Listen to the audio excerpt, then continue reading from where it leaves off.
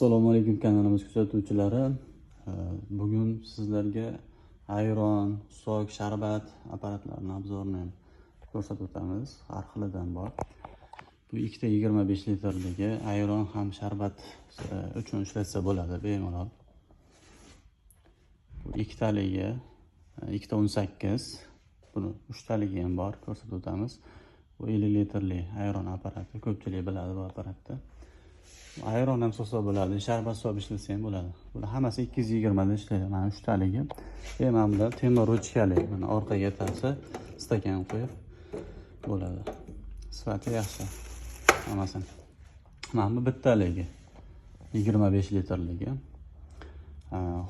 Bular Xitoydagi ko'rsatganlar. Men Turkiyaniki xohlaydiganlar uchun olib kelib qo'yganmiz. Turkiyaniki ham bor. Mana ikkitaligi. Bittaligi. Pastda telefon raqamlari qoldiraman. Narxlarni telefon orqali ma'lumotlar olishingiz mumkin. Salomat